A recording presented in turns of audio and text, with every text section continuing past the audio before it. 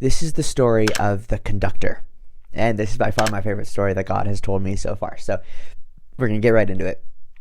The story is about two guys on a train. One guy's name is Philip, and then the other guy's name is Achaia, because I think Achaia is just like the coolest name. Trust me, you're going to know who these people are and who they represent very, very clearly. But to set the scene, we're out in the wild, wild west. Very, very poor community.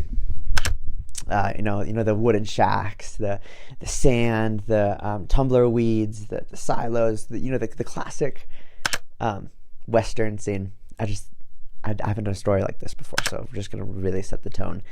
But what's so cool about this city, which I forgot to give a name, is that there is a train, a railroad track, but the railroad track goes on forever. But what's even more amazing about it is that the train goes on forever. So in order to board the train, you gotta hop on. The train is just infinite. So Philip and Achaia have this dream that they're gonna find the front of this train. They're going to find the front of this train. So Philip doesn't have any money, but Achaia, both, let's give them like 15 years, both 15 years old. Both of them have this idea of finding the conductor. They want to find the front of the train, and they want to find the conductor because they want to figure out what all of this is about. Where is this train even going?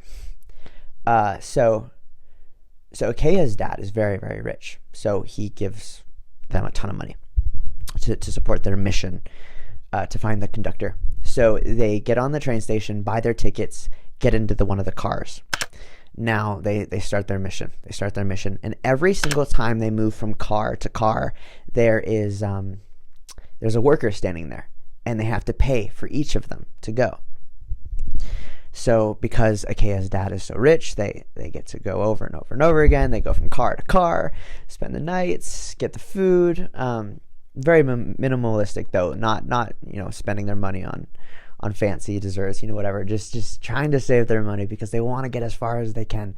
They're told that this train never had an end, but they're convinced that there is a beginning to this train. People, as they're walking by, people are making fun of them. What are you doing? I mean, why would you even be on that train if you're not trying to find the conductor? I mean, what's the purpose, right? So they're kind of making fun of Philip and Achaia because it's like, why would you start a mission knowing that you're never going to complete it? This happens for a really, really long time. A really, really long time. They go from car to car to car. They were 15. Let's make them 16 now. It's my story. I can do whatever I want. They've been doing this for 45 years. Car to car to car. That's how rich Achaia's dad is.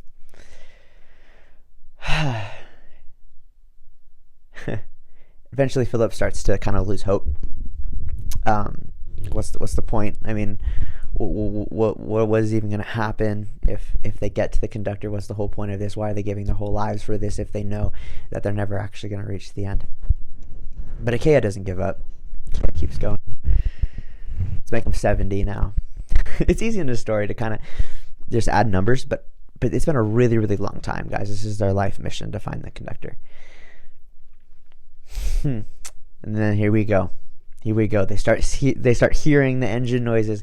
They start hearing the tracks, the wheels, the smoke, the horn. I don't even know what you want to call it. The engine room is near. They finally get to it, and it's empty. The engine room is empty. There is no conductor. Philip turns to Achaia and he's like, what did we do? What was the whole point of all of this? I mean, there's nobody here. And what Achaia says to Philip, and Achaia just turns his head and he looks Philip right in the eye and he says, Philip, I am the conductor. I am the conductor. This is my train. And we are going to see my father. That's the whole point of it. Isn't that amazing? I mean, if you, it's pretty easy, I think, to figure out where I'm going with this as far as it goes to Jesus. The purpose of our lives, right? We're chasing after God. We're chasing after the conductor, the Father, the one who carries all things, the one who moves all things. People say it's impossible. Why would you study the Bible? Why would you study a book that you're never going to fully understand, that would take an eternity to understand? One big question I had about God when God was telling me this story, I was like, God, why would Achaia, why would Achaia spend all of his money to go on this mission with Philip? I mean, if Achaia already knew that it was going to his father, if Achaia already knew that none of it really mattered, like this time that the train's still gonna move, why would Achaia spend all this money from his father to go to the front of to go through the train with Philip? I hope you get what I'm trying to say this right. But why would Achaia waste all his money? And then God was like, why did Jesus die on the cross?